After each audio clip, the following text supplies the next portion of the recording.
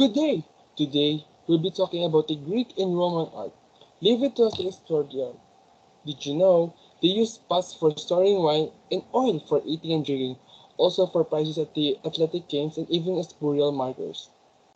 Greek artists learned the trick of adding hair down to the back of their marble statues to give strength to the neck area and spreading to the stance of the legs, give a statue stability during the archaic period. When the art began to move forward, more realistic depictions of the human figure, male statues were called kouros and female called korai. Greek pottery designs evolved as well, giving rise to the well-known black figure ware pottery style that had black characters in red pots, and later they switched the concept into a different common designs known as red figure ware, displaying red figures. Which one looks better, a red black figure or a black figure red background? Anyway, just look the same. The Greeks entered the classical period after the victory over the Persian Empire. Pericles, the leader of Athens, ordered the reconstruction of the temples and the Acropolis, where the renowned sculptors Phidias decorated the Pantheon, a temple dedicated to Athena, the founding goddess of Athens. Sculptures became more realistic and at the same time idealistic. Sculptors like Polykleitos. Polykleitos was an ancient Greek sculptor in the bronze of the 5th century BCE. Alongside the Athenian sculptors Phidias, Myron and Praxiteles, Polykleitos searched for the mathematically perfect proportion of human body. Poses became more natural by using principles like contrapposto, a pose that gave an elegant balance to the figure by shifting angles of the shoulders to the pelvis. In 336 BC, Alexander the Great took power and spread the Greek Empire from Egypt to the borders of India. His death ended the classical period in the Hellenistic period. Greek sculptors still popped out amazingly lifelike sculptures, but now they added more emotion action, like this poor Laocoon and his two sons being strangled by two giant snakes sent by the gods as punishment. The sculptor Prox, Italy's broke the long great tradition of portraying male subjects in the nude. After the idea of empire appealed to the Romans too, and in 214 BC they took control of Greece. The Romans loved Greek culture, they copied Greek statues, paintings, and architecture. They even adopted the Greek gods like Zeus, god of Olympus. Pergamon altar was constructed on the Acropolis or highest point of the ancient Greek city of Pergamon in Asia Minor. This enormous Zeus altar in Pergamon is a significant example of Greek Hellenistic artwork. The building, which is more than 35 meters broad and 33 meters deep, was built during the reign of the Greek king Eumenes II. The Motia Charotir is an extremely rare, surviving piece of an ancient Greek statue that represents the victor of a chariot race that happened about 2,500 years ago. Greek statues were created in three main materials: bronze, marble, and chryselephantine, that consists of a gold and ivory on a wooden base.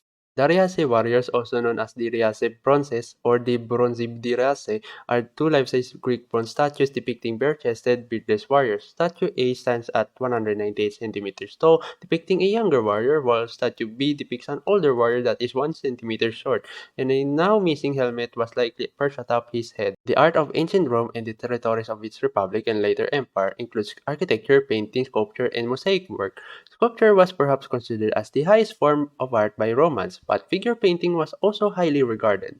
The Romans admired Greek culture and arts. The art of ancient Greece had a great influence on the art of ancient Rome. The orator, also known as Laurengator, is a hollow cast bronze statue that was recovered from Lake Trasimeno in 1566. It is a Etruscan bronze sculpture from the 2nd or the 1st century BC. The statue represents the increasing romanization of Etruscan art and a significant example of the 1st millennium BCE Italy. The portrait of the four tetrarchs is a sculpture of four Roman emperors dating from around 300 AD.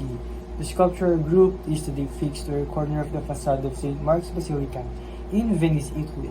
It was initially part of the decorations of the Philadelphian, a city whose name means a place of brotherly love, which was a public square located in Constantinople. The Ark of Titus project is a multifaceted exploration of the Ark of Titus, a triumphal arch built in Rome to commemorate the victory of the Roman general, later Emperor Titus, in the Jewish War of 66 to 74 CE.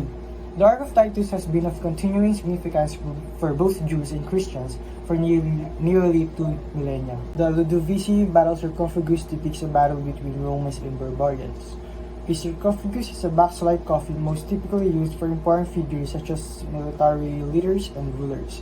The specific sarcophagus was most likely carved from one of Emperor Decius' sons who died of the plague. The Colosseum, also called Flavian Amphitheater, is a freestanding structure of stone and concrete, using a complex system of barrel vaults and groin vaults, and measuring 620 by 513 feet overall. Three of the arena's stories are encircled by arcades framed on the exterior by engaged columns in the Doric, Ionic, and Corinthian orders. Mausoleum of Julie. The Mausoleum of Julie is the one of the best preserved mausoleums in the Roman era. It is believed that the mausoleum was a tomb from the mother and father of three Julie brothers, and that the father, for military and civil services, received Roman citizenship and privilege of bearing the name of the Julie. The Great Cameo of France is the largest cameo sculpture to survive from the ancient world. It is a five-layer sardonyx cameo divided into three levels, which depict the members of the Julio-Claudian dynasty. It contains 24 engraved figures. Pompey was an outstanding general. He fought and lost a civil war against Julius Caesar and was murdered in Egypt.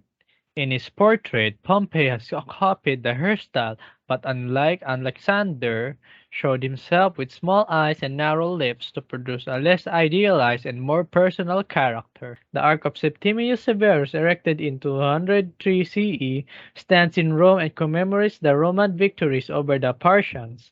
In the final decade of the 2nd century CE, the inscription on the attic, originally with gilded bronze lettering, is a dedication to Septimius Severus and his two sons, Caracalla and Geta.